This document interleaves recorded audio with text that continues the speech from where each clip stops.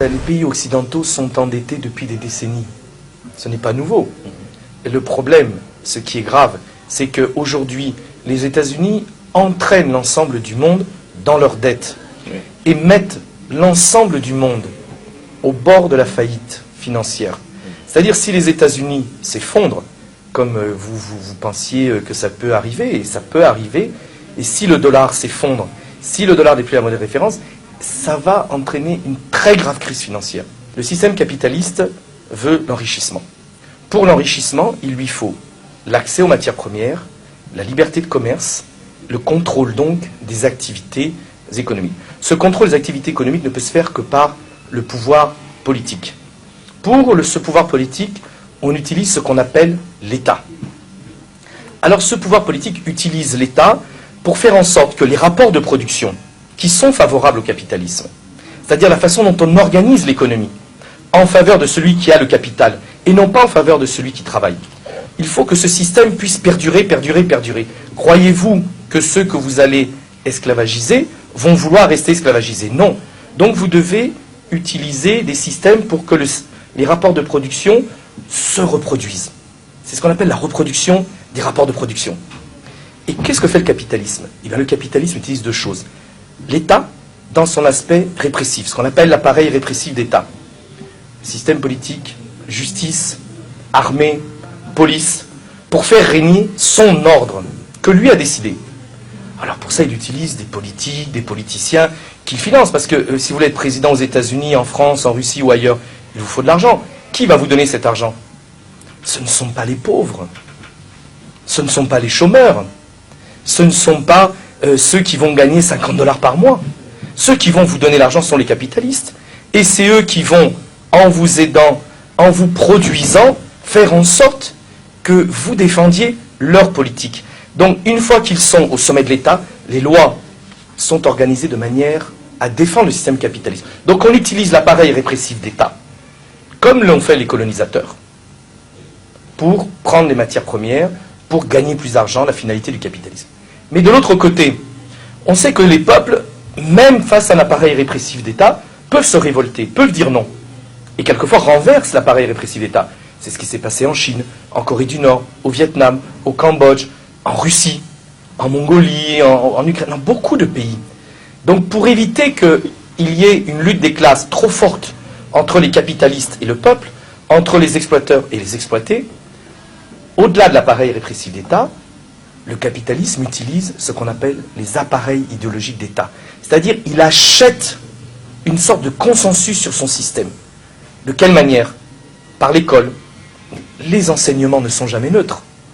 Les enseignements sont toujours organisés d'une manière à orienter la pensée de l'élève pour qu'il puisse être au service du capitaliste.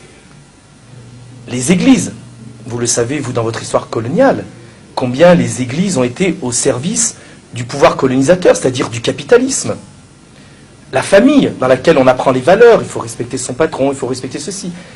Les médias ne sont pas neutres. Les médias sont détenus par des milliardaires dans l'ensemble. Et c'est ceux qui font l'information dans le monde. Ce sont les capitalistes qui dirigent les médias.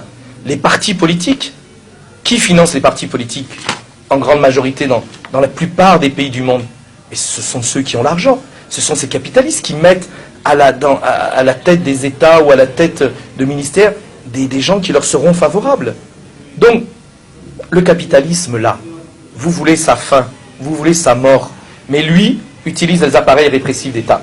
Par la démocratie, hein, il n'a pas toujours besoin de dictature, puisque par la démocratie, ceux qui peuvent se présenter, et notamment ceux qui peuvent se présenter au sommet, regardez dans les pays occidentaux combien il faut de l'argent pour se présenter au sommet, ont besoin d'argent. Donc c'est les capitalistes qui financent. L'information, c'est eux qui la financent. Les programmes d'école, c'est l'État avec ceux qu'ils ont mis en place. En détournant les réalités, en ne disant pas la vérité, en utilisant l'école, les églises, etc., eh bien les peuples doivent aller à l'intérieur des églises, à l'intérieur de l'école, à l'intérieur des partis politiques, à l'intérieur des syndicats, à l'intérieur des médias, pour eux dire non, nous ne voulons pas de ce capitalisme. Nous voulons d'un monde qui nous soit plus favorable et plus juste. Et ne pas accepter cette idéologie-là. Il y a deux éléments. Premièrement, dans la plupart des pays d'Afrique, il n'existe pas de vraie bourgeoisie nationale. il n'existe pas de vrais capitalistes. C'est-à-dire, vous n'allez pas à la table pour aller discuter des grandes décisions du monde.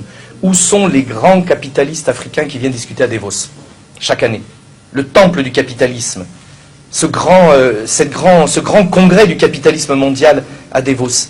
Quels sont les capitalistes africains? Il n'y en a pas. Pourquoi? Parce qu'il n'y a pas de vraie bourgeoisie nationale. Tant qu'il n'y a pas de bourgeoisie nationale dans les pays africains, le problème de l'Afrique, c'est que la lutte des classes n'existe pas. C'est-à-dire, les églises sont plus du côté en général des pouvoirs, ou dans la collection de pasteurs qui viennent chercher des belles Mercedes, des belles voitures, etc., qui font beaucoup d'argent. Dans les écoles, on a encore des programmes quasiment du temps colonial, ou des systèmes éducatifs qui datent du temps colonial. L'appareil répressif d'État de beaucoup de pays africains est un appareil répressif d'État qui date du temps colonial. On n'a pas changé. On n'a pas changé les fonctions de cet État. Dans beaucoup d'États africains, au niveau des médias, la plupart des médias vont chercher leurs dépêches où? Reuters, AFP, Associated Press, c'est-à-dire dans les agences occidentales qui distillent leur information et qui sont toutes des agences au service du capitalisme occidental. Donc, tant que les Africains eux-mêmes, partout, syndicats, partis politiques, médias, écoles, familles, églises, ne sauront pas déterminer leurs agendas, leurs volontés, ce qu'ils veulent face à ce capitalisme-là, et établir un rapport de force. Et tant que dans le même temps, ils ne pourront pas s'appuyer sur leurs capitalistes à eux, qui vont défendre aussi leurs intérêts. Parce que toi, Freddy, si demain tu deviens un grand patron de groupe de presse, et que tu pèses 1 milliard, et que tu es présent dans 20 pays africains, et que tu comptes, ben on t'écoutera. Mais aujourd'hui, est-ce qu'on